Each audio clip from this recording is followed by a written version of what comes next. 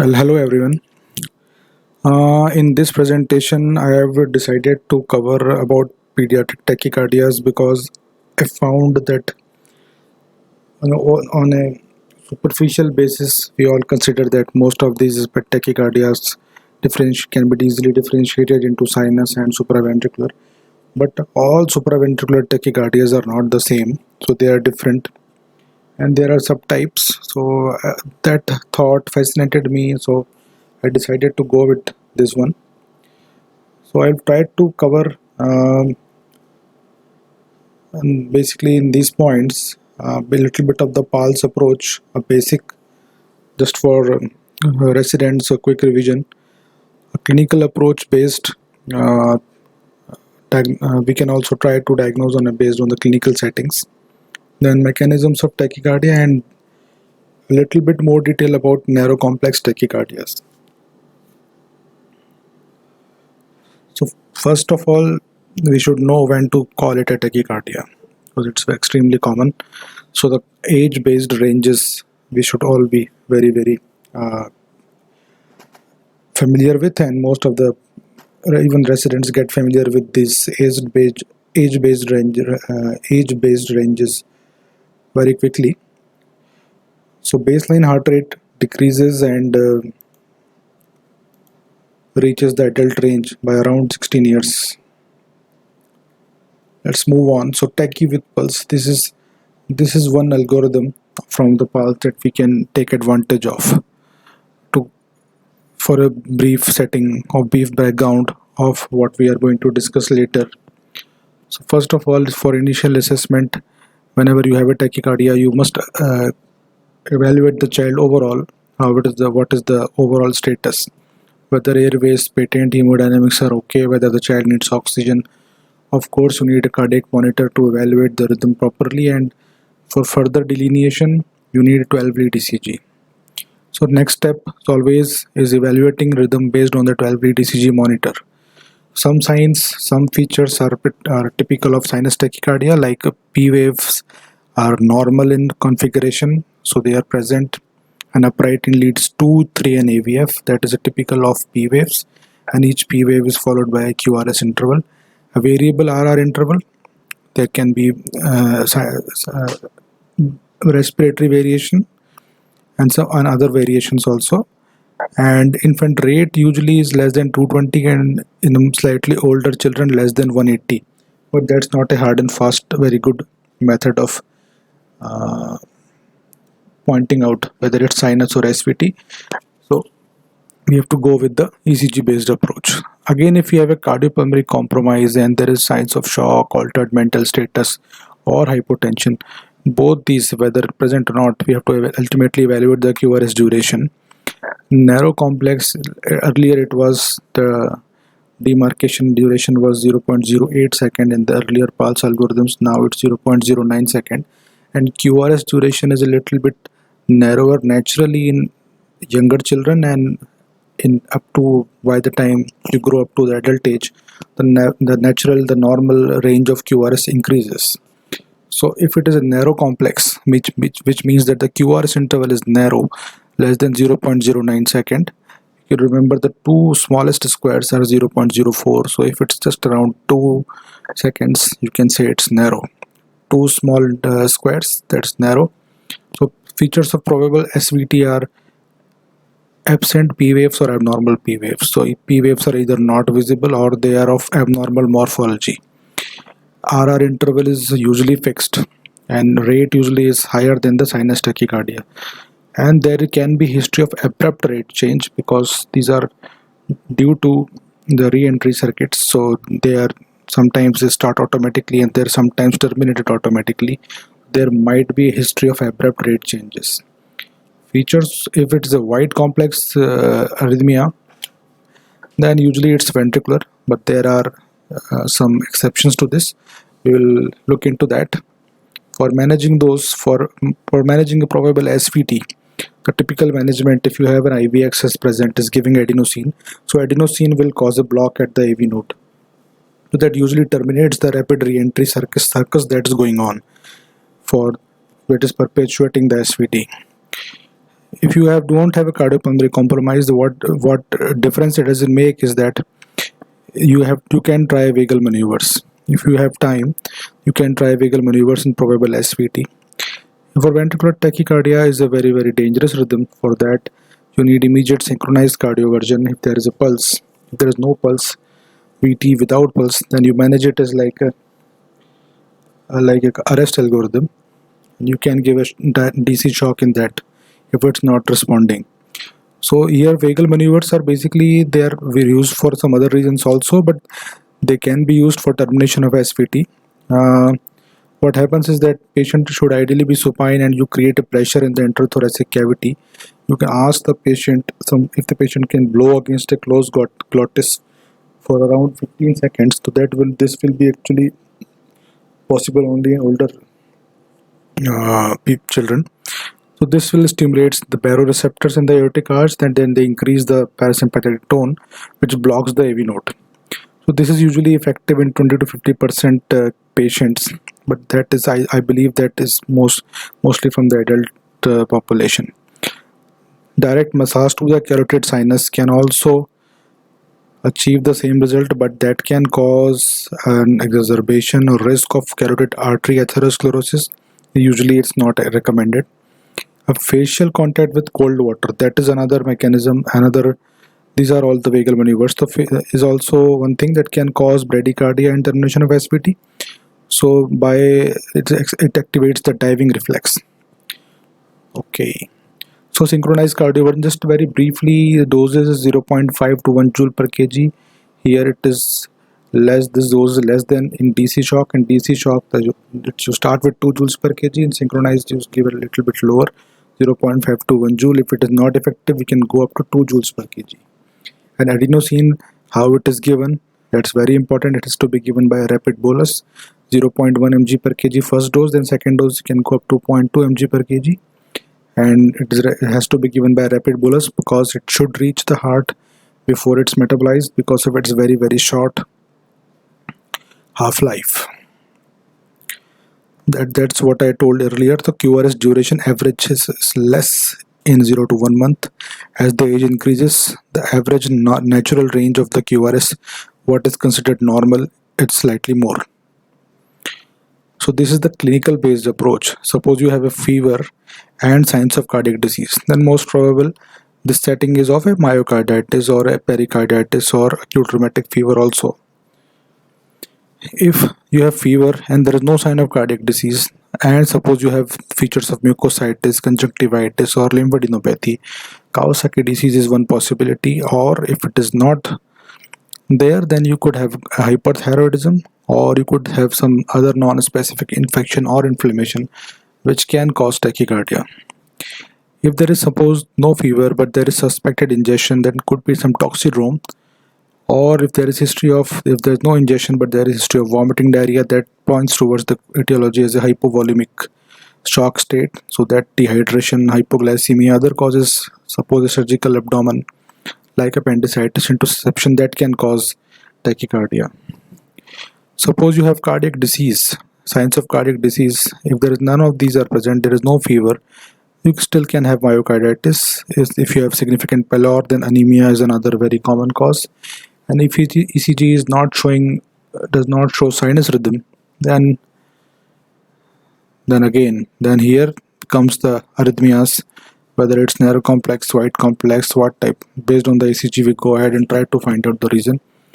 If the sinus rhythm is there, then anxiety, pain, emotional response, which is very common in children whenever they are admitted in hospital, you can get a lot of anxiety, pain, and sinus tachycardia is very common. Now let's look at the conduction system briefly. These are the SA node is the primary pacemaker of the heart, and all these, there are some points like AV node, his bundle, ventricular myocardium. Impulse can be initiated from any point, but the SA node's inherent firing rate is the highest, so it keeps these points suppressed. So these are the conducting system is a group of specialized cells. They create and propagate the wave of the electrical depolarization. From SA node it goes to the atrial myocardium, from AV node to the AV node, then his bundle to the right and the left bundle branches. then to the Purkinje fibers and into the ventricular myocardium. So while approaching the tachyarrhythmias, first ECG is the basic thing. First you have to delineate the find out whether it's narrow or wide. If it's narrow complex, it means that the rhythm is propagating down the natural pathway of AV node and his Purkinje system, so it's usually supraventricular in origin. Wide complex arrhythmias are usually ventricular, but there are exceptions. So wide complex tachycardias, they can be, some common causes are orthodromic AV reciprocating tachycardia with aberration, antidromic variety of the AV reciprocating tachycardia, then atrial tachycardia with bystander accessory pathway, and AV reciprocating tachycardia involving a Mahims fiber, or simple ventricular tachycardia. So we'll discuss about the narrow complex and a little bit about the wide complex tachycardias in more detail later. There are three main mechanisms of tachyarrhythmias. Abnormally fast rate is naturally there, but the three main mechanisms are: one is re-entry, one is increased automaticity, the third is triggered activity. For re-entry, you need to have two separate pathways, two parallel pathways. Whether it's an anatomical pathway or a functional pathway depends on the type. So your electrical wave front is entering an area which is already passed. So we'll go into this mechanism depending on what it is. The second type is increased automaticity. Here automaticity is, what is automaticity? It is the property of the cells to generate the spontaneous action potential, as we just discussed earlier. So it is usually caused by diastolic depolarization by the invert current during the phase 4 of the action potential, when the depolarization starts happening. So phase 4 is the depolarization phase of the cardiac action potential. AC node, you know that it normally has the highest rate, so it suppresses all the other activities. So all the other latent pacemakers, they can get activated suppose AC node is suppressed. The features of automatic tachycardias of increased automaticity are that they have an irregular rate, they have a warm-up phase, a cool-down phase, they are sensitive to adrenergic state, and there is usually no response to pacing or DC cardioversion. They can originate in any part. So this can cause the bradycardia also. There can be reduced automaticity also, and increased automaticity causes tachycardia. Reduced automaticity causes bradycardia. So the mechanisms we'll discuss. So automatic tachycardias they can originate in any part. If the multiple atrial foci are there, then that's multifocal atrial tachycardia. If the automaticity is increased within the AV node, that is the dangerous junctional ectopic tachycardia, where you can have AV dissociation and managing it becomes very difficult. This junctional ectopic tachycardia is very common when you have a post-operative patient where surgery has been done into the ventricular septum has been handled. Or isolated foci within the Purkinje fibers can also give rise to the ventricular tachycardias, some rare types. So let's look at triggered activity now. For triggered activity, what's happening, what you need a preceding action potential, and on top of that action potential there's another action potential is being triggered.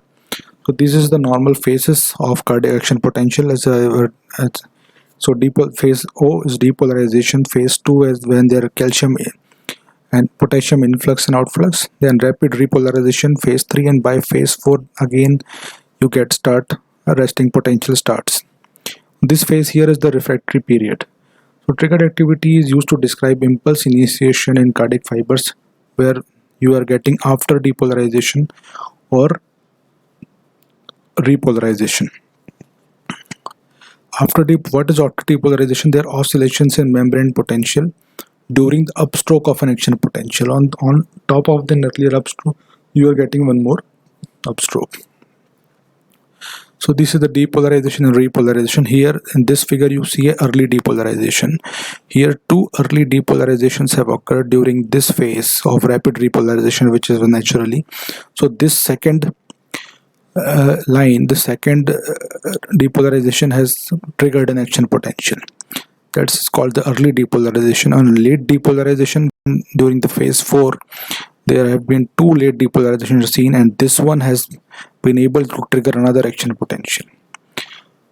So this is the mechanism when you of a triggered activity or a triggered activity leading to tachycardia. Now we'll come to re-entrant tachyarrhythmias. So for re-entry, you can have a scar tissue, you have an atrial tissue, atrial flutter or fibrillation. This is also a type of SVT. Or you can have a post-operative re-entry around surgical scar, which is the incisional atrial re-entrant tachycardia. If it is happening within the AV node, it's AV nodal re-entrant tachycardia. And if you have a separate bypass tract, that is AV reciprocating tachycardia. So we'll look at them in more detail. For VT, ventricular tachycardias, again that can be due to re-entry where the circuit is around in areas of infarction or surgical scars or anatomical obstructions. So most common type of re-entrant tachycardia in children is AV reciprocating tachycardia, which utilizes an accessory pathway, or you could say an anatomic pathway. So SVT is not just one term. SVT comprises various types: atrial tachycardia, sinus tachy, atrial tachy, atrial flutter, atrial fibrillation, and multifocal ectopic tachycardias, regular atrioventricular, AV reciprocating, AV nodal reentry tachycardia, automatic junctional tachycardias. These are all subtypes of SVT. So, how do we go about approaching them? The basics. What can we do on the basis of ECG? First of all, we have to look at the ratio of the atrial to ventricular complexes. So P is to QRS. So P represents atrial contraction and QRS represents the ventricular contractions or depolarizations. So if P is to QRS is 1, then we are either having AV nodal reentrant tachycardia or AV reciprocating tachycardia. The difference between the two is the retrograde ventriculoatrial conduction time. Because these are narrow complex tachycardias, that means that the antegrade conduction or the atrioventricular conduction is happening down the normal natural pathway of AV node His-Purkinje fibers, but the difference in duration is in the retrograde conduction. We will discuss in detail. So roughly you can remember that the VA time or the RP interval, denoted by the RP interval, R to P, if it is less than 70 millisecond, that usually means it's a AV nodal reentrant, and VA time more than 70 is AV reciprocating. It's difficult to understand right now, but when we go into the mechanism, it will become clear why that is happening.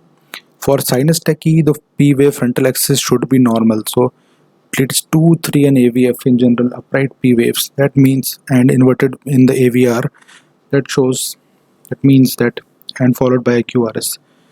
That means the sinus tachycardia. It usually means sinus tachycardia. If the atrial to ventricular complex ratio is more than 1, that usually means primary atrial tachycardia. If it is a regular heart rate, then it could be flutter, or irregular could be ectopic atrial tachycardia with different P waves and axis outside of the 0 to plus 90 degrees. Again here, relationship of, first of all, the narrow or wide. So relationship A to V or P to QRS relationship has to be looked at. If it is strictly 1:1, delineating the P waves or trying to find the P waves when they are not visible, again it's difficult. So if you have a strict 1:1 relationship, then we look at the VA interval or RP interval, which is the retrograde conduction time, ventricular atrial time. Based on that, we can differentiate the types. So less than 70 milliseconds usually is AV NRT. More than 70 is AV reciprocating. Orthodromic reciprocating tachycardia is one type of AV reciprocating tachycardia. If it's more than 70, it could be a permanent junctional reciprocating tachycardia. If it is more than 1:1, A to V ratio or atrial to ventricular complexes, then usually it's atrial tachycardia. If it's regular, it could be flutter. If it's variable, it could be ectopic atrial, chaotic multifocal ectopic atrial or fibrillation. If it is less than 1, there could be AV dissociation, then it could be junctional ectopic tachycardia. For a wide complex QRS with tachy, then A is to V is less than 1:1, usually is definitely VT because AV dissociation has happened. But if it is 1:1, it could still be a SVT with bundle branch block or SVT with aberration, or the WPW variant of the AV reciprocating tachycardia, the antidromic reciprocating. We'll go into the details again. Let me see if there is anything more in this slide. I think that's it. So this is one more way of looking at it. You have suppose a narrow QRS techie. This is taken from an adult source, so it's saying more than 120 milliseconds at 0.09 in the pediatric algorithms. Regular techie, yes. Visible P waves, yes. Atrial rate is greater than ventricular rate, yes. Then it's atrial flutter or techie. If regular techie, it's not regular, then it could be fibrillation or some multifocal ectopics. If P waves are absent, then it could be AV-NRT or other mechanisms where P waves are not identified. Here is atrial rate is not greater than ventricular rate, or suppose it's 1:1, then again the same R2P interval ratio applies. So again this figure here is more, this is taken from Rogers' textbook of pediatric intensive care. So this gives us a reasonable idea of a broad idea about differentiating between the subtypes. So again AV-NRT and AV. So now we'll try to differentiate between AV-NRT and AV-RT in more detail. So AV-NRT, it is the most common type in a relatively older population in women. It is caused, here the entry is being caused by nodal pathways or tracts within the AV node. List of two types. The typical is the slow fast and the atypical is fast slow. What is that? We will discuss. Rhythm is similar in both of these types. AV-RT, AV reciprocating, here you have a accessory pathway or a bypass tract. So this is the most common AV-RT, AV reciprocating. It is the most common type of SVT in children. Orthodromic is the most common type, and antidromic is one type of WPW syndrome. So the ECG features are, we should know what is the difference. Rhythm again here will be regular narrow QRS complexes less than 120. Regular wide QRS may be there, but you may not see any P wave. If the P waves are embedded in the QRS, then they will not be visible. In atypical AV-NRT, RP interval is more than PR interval. P waves will be negative, or you can give pseudo S waves. Why that will happen, we will discuss. In AV reciprocating, it is a regular narrow QRS complex is common. Wide QRS is uncommon. Orthodromic and antidromic, there are two varieties. So in AV-NRT, usually there is no underlying cardiac disease. Coexistence of a slow and fast pathway in the AV nodal tissue is the basis of the aberrant substrate for the reentrant tachyarrhythmia. Here,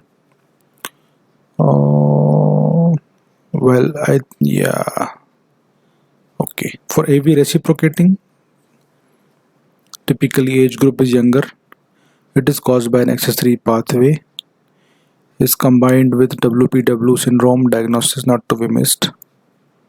Let's look and go into the next one. This is the mechanism of AV-NRT.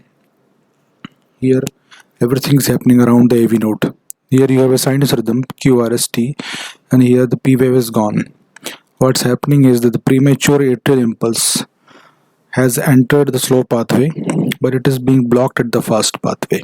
We have two pathways. The slow pathway has a short refractory period, but slow.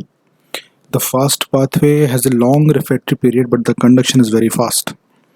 So slow pathway conducts the impulse anterogradely from atria to ventricle, and from here on it can go to the ventricle and it can recycle. By the time it reaches here, this pathway, which is a longer refractory period, becomes excitable, and so the impulse enters this pathway and there is a re-entry happening. So the impulses keeps activating the atria retrogradely and re-enter slow pathway. This keeps on happening. So first, for this to happen, the premature atrial complex should be perfectly timed, so that when the slow it enters this area, when the slow pathway has fully recovered from the previous impulse, is no longer refractory, and the fast pathway is still refractory. So then it will enter the slow pathway and it will be blocked at the fast pathway.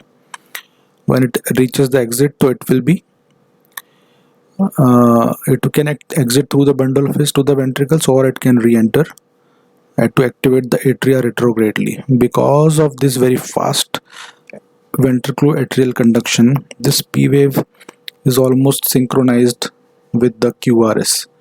It's almost simultaneous, so you don't see any P waves, although they are there because the atria is contracting. But you can get them just after the QRS as pseudo R dash or pseudo S dash waves. We'll look at the examples. This is a typical AV nodal reentry tachycardia. Antegrade conduction down the slow or slow fast variant, where here the antegrade conduction is through the slow and the retrograde conduction is through the fast pathway. Retrograde P wave may not be seen, or if it is seen, it may be early, very early after the QRS complex. You can get a pseudo R wave. Identifying them is difficult. Suppose you have this, look at this one, this is a V1, this is the QRS, this is the QRS, and this small indentation here is the P wave. Let's look at more examples. Suppose here, look at this one ECG. This is the long lead to what is this? Let's try to find out whether we can see any P waves. Very difficult to see, and suppose in long lead 2, all you're getting is a typical distinct QRS, and this is the T. You are seeing a QRS and the T, but the P is nowhere to be seen. But what we can do is we can look for V1. In V1 here, very minutely, if you enlarge it, you will see this is small indentation. That is the pseudo R dash wave in V1 V2. This is the indication of an AV nodal reentrant tachycardia.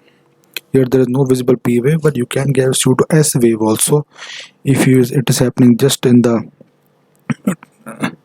just around the QRS. There can be pseudo S or pseudo R waves. That is a pointer towards a AV nodal reentrant tachycardia. This is another example. Here you have a patient who has come with the QRS, and these small P waves are just coming after the QRS. This is and otherwise they are not visible. So this is a slow fast or typical AVNRT. Here adenosine is given. Adenosine is caused the heart block temporary, and after that the rhythm is reverted to sinus, and here you see a smooth QRS, and then the T and then the P becomes visible. Contrast this one to this one. You can see this indentation. This is the P wave. It's embedded in the QRS. So in typical AVNRT slow fast, 90% of cases the P wave is usually hidden in the QRS, or you get a pseudo S as I told you, and pseudo R. This is how it is seen. So we have to examine the ECG in detail to look at them. For atypical NRT, suppose the fast slow conduction, the fast antegrade conduction is to the fast pathway and slow conduction retrogradely, then the P wave will come actually before the QRS, next QRS. So you can get a QRS P and T complex. And very atypical NRT, you can get a P wave on the STT segment also. Let's look at one more ECG. What is this? Here again, P waves I don't think are visible. QRST is easily seen. You can look at V1. You can see some indentations there. So this is one more variety of typical AVNRT. Now let's discuss AVRT. Here the difference is that you have a totally separate bypass tract. If the atrial complex is entering the AV node and conducting through the AV node slowly here, the anterograde conduction, and the retrograde ventriculoatrial conduction is happening through the bypass tract. Here both the ventricles are being activated synchronously. It will be a narrow complex, and the retrograde conduction will be through the bypass tract. This is the orthodromic. But if this impulse, suppose it enters the bypass tract directly and conducts like this, and the retrograde conduction suppose happens through the AV node, then that is antidromic type of reciprocating tachycardia, orthodromic and antidromic. It is the second most common SVT overall. In children it is the most common cause. So normally atrial impulse can conduct to the ventricle only through the AV node, but when a bypass tract present, second pathway is created. So it can have the difference is this, how it is different from AVNRT, and AVNRT cannot have a wide complex tachycardia, but this type AVRT can have a wide complex. So AVRT with narrow QRS is when the impulse is entering the ventricle through the AV node and returning through the bypass tract.